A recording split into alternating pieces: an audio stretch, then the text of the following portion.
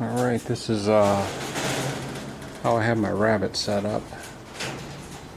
Let me go back and this is just my back porch. As you can see, I've got 3 cages on top and I've got 4 cages on the bottom. And I've got a sunscreen in the back of my porch so the sun doesn't get on them. These cages here are my does, and they're all pregnant. They're going to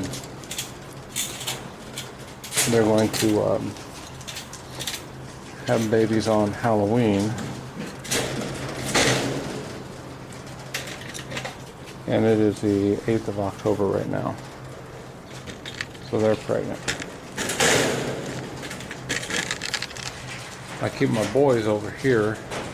These are additional grow out cages that I have, and I'm really thinking about taking and getting another female. But the system I used, you take 1-inch wire for the walls and the sides, and it's 1/2-inch wire by 1-inch wire on the bottom. And I'll show you what that looks like.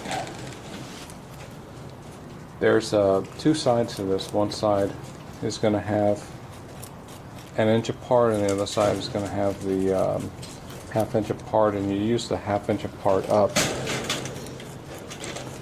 So what I have going here is, this is 90 inches long, and it's 36 inches deep. So this came off a 36-inch roll, and it's really easy to count because the wire is exactly 1 inch, so you just lay out 90 inches.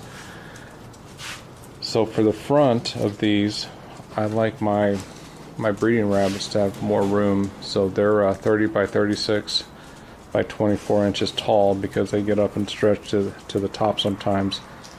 Now the ones on the bottom for the grow out cages, they're 36 inches deep, but they're just 24 inches across. So I've got 4 down here, and then 1 is just what the remainder was. I'm not sure what I'll put in there, but I could put little babies in there, I suppose. So I guess and the way I've supported these, I just took a little pole and use U-bolts and bolt them to the pole.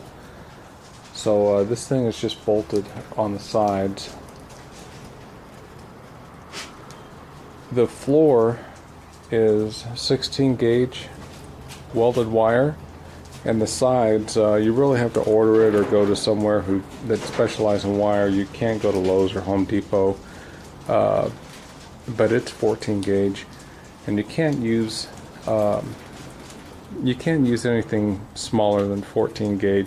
At Lowe's they sell a wire that is 1-inch squares, but it's pretty flimsy. This stuff is it's solid, and it's going to hold up. You can't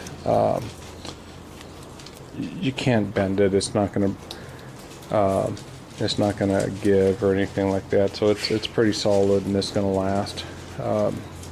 I could have hung these on the rafters if I wanted to, but I just put them on a little pole, and that's really hanging them, I suppose. If you really look at it that way, you're just hanging them on the pole. But it's easy to count. You count out 30 inches wide, and then you're going to put a divider in.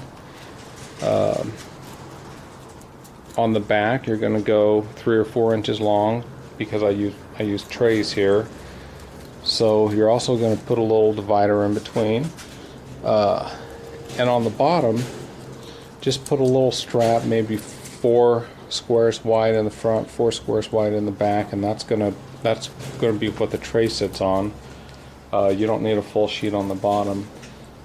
And then these trays are just made to slide in and out, and they slide in and out fairly easily. And the good thing about rabbits is they always do their business in the same spot. So they're not going all over, I suppose. But this is how you build a welded wire cage, and in the comments I'll put exactly the dimensions and all that if you want to build your own. The trays, you can get them made at a sheet metal shop for about, gosh, I think I paid $15 for them. But the most expensive part of this whole thing is the 1-inch welded wire. The ½ inch by 1 inch isn't that bad. And the boys, usually boys don't get along that well, but these two have bonded since they were small, so if I separate them, the white one gets kind of depressed. I don't know, the white one doesn't like to be separated.